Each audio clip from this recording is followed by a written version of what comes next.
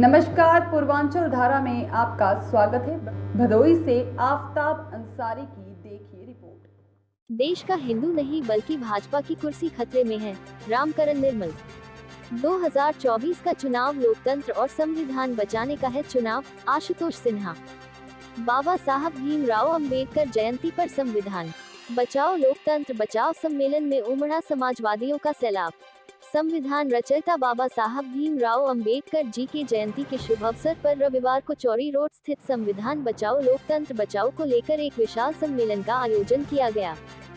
सम्मेलन में समाजवादी पार्टी के सभी फ्रंटल सहित पदाधिकारी व कार्यकर्ताओं का सैलाब उमड़ पड़ा। सम्मेलन में आए हुए मुख्य अतिथि रामकरण निर्मल, एमएलसी आशुतोष सिन्हा, एमएलसी लाल बिहारी यादव, वासुदेव यादव पूर्व एमएलसी, प्रदीप जायसवाल का पुष्प वर्षा कर भव्य स्वागत किया गया। मुख्य अतिथि प्रदेश अध्यक्ष लोहिया वाहिनी रामकरण कनौजिया निर्मल ने बाबा भीमराव अंबेडकर जी के तैलचित्र पर माल्यार्पण कर श्रद्धासुमन अर्पित की। इस अवसर पर रामकरण कनौजिया निर्मल भाजपा की सरकार पर जमकर निशाना साधा। उन्होंने कहा कि भाजपा की सरकार बाबा भीमराव अंबेडकर द्वारा बनाए गए संविधान को तार तार कर लोकतंत्र से खिलवाड़ कर रही है। कहा बाबा साहब का सपना था कि हम समाज में फैली वैमनस्यता को मिटाकर भेदभाव को दूर कर जात-पात ऊंच नीच के भेदभाव को खत्म कर समतामूलक समाज का निर्माण कर बेहतर समाज की परिकल्पना करते थे। कहा बाबा साहब ने हम देशवासियों को राजनीतिक समानता का अधिकार दिया। कहा इस देश की आजादी में मुसलमानों ने अपना खून पसीना बहाया है। कहा भाजपा सरकार ने अपनी जाति के लोगों को उच्च पदों पर आसीन कर दिया है और दलितों, पिछड़े तथा अल्पसंख्यकों के हकों को छीन लिया है। आज देश में धर्म के नाम पर, जाति के नाम पर भाजपा की सरकार नफरत फैलाने में कोई कोर कसर नहीं छोड़ी है।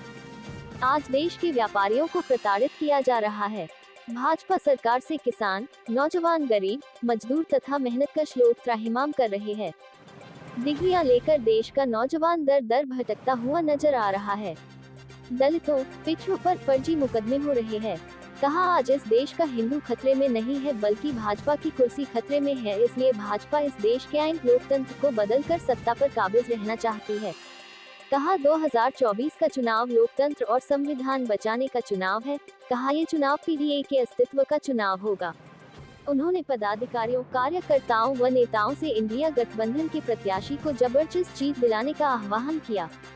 इस मौके पर अंजनी सरोज, नीलम मिश्रा, प्रदीप यादव, अनिता गुप्ता, लीलावती पटेल, नानक यादव, विजय यादव, श्यामधर यादव, बब्बू मास्टर, अखिलेश यादव, अमृत यादव, दिनेश सरोज, राहुल यादव, इंजीनियर भैरू यादव, पूर्व मंत्री रामकिशोर बिन, बेलाल अहमद, कमलेश बिन, मयंक यादव, ब्रिज बहादुर यादव, हाजी सुहेल अंसारी, संदीप मौर्य, रामजस यादव, अच्छेलाल सरोज, देवा जायसवाल, मुलायम यादव, संदीप मौर्य, सुभाष यादव, बंधु, गुलाब पाल, हरिशंकर यादव, सुरेश यादव, सैयद अली, नूरन यादव, डॉक्टर बीएन यादव, हृदय सरोज, बैजनाथ यादव, डॉक्टर वजीर आलम, महबूब आलमा, कमला बिन, रहमुद्दीन मंसूरी, संतोष यादव, दत्तपुर, नसरुद्दीन शाह, रमाकांत प्रजापति, रमाशंकर यादव, कल्लू राम यादव, गुलाब राइन, विष्णु यादव, जितेंद्र राय, सदलू राम गौतम, अनिस्था, चंदा यादव, रिजवान अली, जाहिद जमाल अंसारी,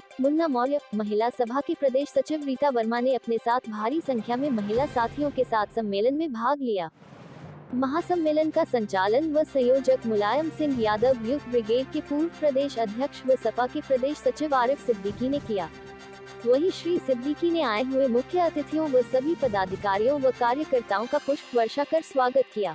चुनौतियों की चर्चा पर चर्चा करते हैं।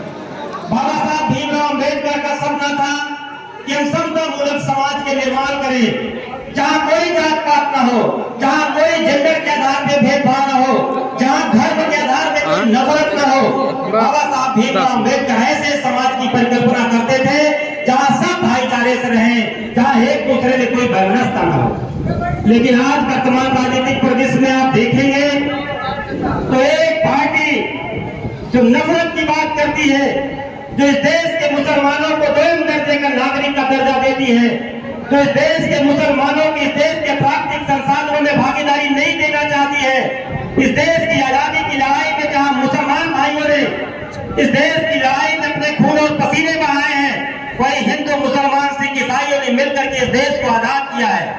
इस देश के आलीम को इस देश के जिनको भारतीय जनता पार्टी हिंदू कहती है उनका योगदान है, तो वही हमारे मुसलमान भाई, हमारे सिख भाई, हमारे बौद्ध भाइयों का भी योगदान है। लेकिन भारतीय जनता पार्टी नफरत की राजनीति करके, अभी हमारे आदरणीय बड़े भाई आरिफ मोहम्मद साहब कह रहे थे, सदीकी साहब कह रहे हैं कि हिंदू खतरे में है, ये भारतीय जनता पार्टी कहती है। मैं कह रहा हूं हिंदू खतरे में नहीं, बल्कि भारतीय जनता पार्टी की कुर्सी खतरे में है, इसलिए आपको खतरे में। बाबा साहब भीमराव अम्बेडकर ने जब कृष्ण के कारण मंदिर का आंदोलन चलाया, जब दलितों को मंदिर में प्रवेश वर्जित था, जहाँ 1924 में आदेश मंदिरों में नहीं मिल सकता था, दलित सार्वजनिक तालाबों में पानी नहीं पी सकता था, दलित स्कूल तो छोड़िए, वो मंदिरों और मस्जिदों मंदिरों के दरवाजे पे चढ़ नहीं सकता था। तभी बाबा साहब भीमराव अम्बेडकर ने कृष्ण के कारण मंदिर आंदोलन चला करके दलितों को प्रवेश दिलाने का काम किया। वही 4 में पानी का काम किया कि हम भी इंसान है, हमें इंसान समझा जाए। उस आंदोलन की यूनिटी के माध्यम से जहां अपनी जाति के लोगों को वीसी बनाया जा रहा है, सचिव बनाया जा रहा है, IAS बनाया जा रहा है, वही दलित और पिछड़ों के हक और सम्मान को लूटा जा रहा है। 69,000 शिक्षक भर्ती में 22,000 से ज्यादा दलित और पिछड़ों की सीटों को चोरी करके योगी जी ने अपनी बिरादरी को देने का काम किया है। साथियों, आपके आरक्षण पे हमला हो रहा है तो आपके संवैधानिक अधिकारों पे हमला हो रहा है। अगर संवैधानिक अधिकारों पे हमला हो रहा है तो बाबा साहब भीमराव अम्बेडकर के संविधान पे हमला हो रहा है, समता और मानवता पे हमला हो रहा है। इसलिए आरक्षण बचाने की लड़ाई है। आदरणीय राष्ट्रीय अध्यक्ष माननीय अखिलेश यादव जी कहते हैं कि संविधान मंथन का चुनाव है। संविधान का मंथन का चुनाव इसलिए है कि संविधान ने हमें बोलने की आजादी दी है। इस संविधान की बदौलत एक धोनी का बेटा आपके सामने बोल रहा है। संविधान के बदौलत इस देश में, इस प्रदेश में दलित और पिछड़े समुदाय के लोग मुख्यमंत्री बने हैं। संविधान की बदौलत एक दलित समाज से आने वाली बहन आपके इस विधानसभा से प्रत्याशी बनती है। इसलिए संविधान ये है, होली का भी एक सहयोग है, ये प्यार की खबर है। जब अपने मेहमानों के ऊपर ये पुष्प की वर्षा हम लोग कर रहे हैं, ये नानक यादव आपसे बात कर रहे हैं, ये विधानसभा के। तो कहा था कि राजनीतिक हक मिलना कोई बड़ी बात नहीं होती है, जब तक सामाजिक हित मिले। हम लोग सामाजिक हित पाने के लिए संघर्षरत हैं। हमारे नेताजी ने, माननीय अखिलेश जी ने अपना जो घोषणापत्र निकाला है, मैं उसी का बाबा साहब ने कहा था कि सामाजिक न्याय वही प्राप्त होगा जब समाज के लोग आपस में मिलजुल के रहेंगे, फिर होंगे। और की आपकी पार्टी का बंधन में है, आप भी संसद में पहुंचेंगे, इस धार को और मजबूती प्रदान करेंगे। और हमारे नेता ने कहा है कि देखिए, किसानों के बच्चे, हमारे यहाँ के बच्चे कहाँ जाते हैं? सेना में जाते हैं, मिलिट्री में जाते हैं, देश की सुरक्षा करते हैं।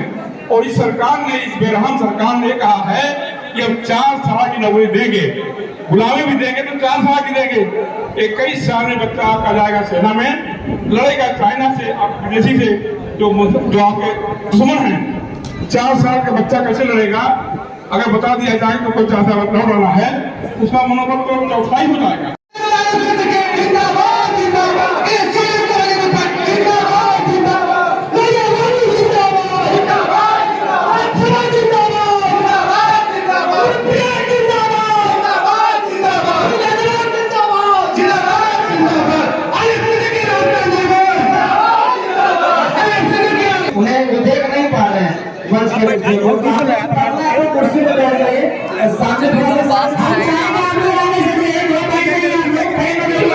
हमारे बीच में हमारे मेहमानों की तादाद और आशीर्वाद देने के लिए बहुत मेहमान आए हैं और ये भदोई की सरजमी के लिए बहुत खुशी की बात है। रामकरण निर्मल जी जो प्रदेश के अध्यक्ष है समाजवादी लोहियावानी के, हम उनका भदोई की इस सरजमी पर अपना कीमती वक्त देने के लिए आज इस जयंती के मुबारक मौके पर कहाँ है घुसरा था यार?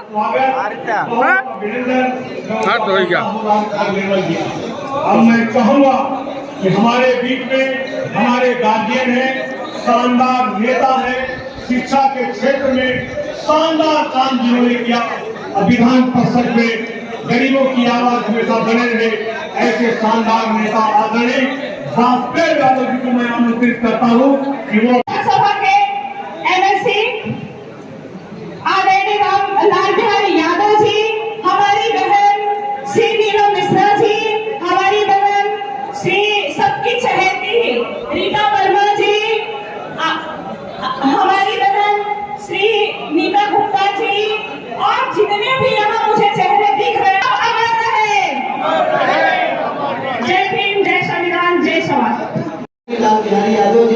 वासुदेव यादव जी, तो मैं चाहूंगा कि स्वागत गीत इस मंच के माध्यम से हो जाए, अगर आपका अनुमति हो तो।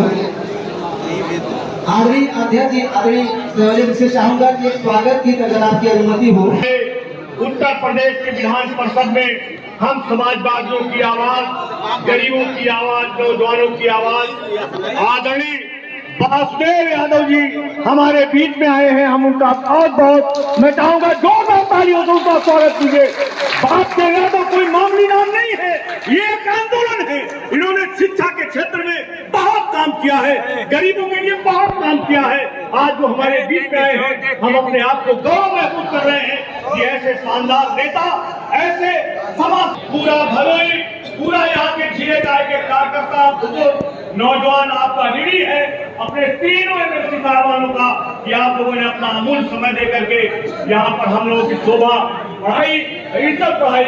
इसके लिए मैं चाहूंगा जोरदार तालियों के बीच अपने तीनों एमएलसी साहबानों का हम स्वागत करें। अब मैं चाहूंगा कि धीरे धीरे जो साथी गुलाब की पंखुड़ियां वहां इसलिए मंगाई गई हैं कि हम समाजवादी लोग पहली बार बाबा साहब के जयंती पर ऐसा कार्यक्रम आयोजित हमने किया। इसके पहले ऐसा कार्यक्रम कभी नहीं हुआ था जब इतनी बड़ी कार्यक्रम में बाबा साहब को हम लोग श्रद्धांजलि अर्पित करें। लेकिन आज हर समाज सब्सक्राइब कीजिए हमारे चैनल को और बेल आइकॉन को दबाइए हमारी लेटेस्ट वीडियो सबसे पहले देखने के लिए।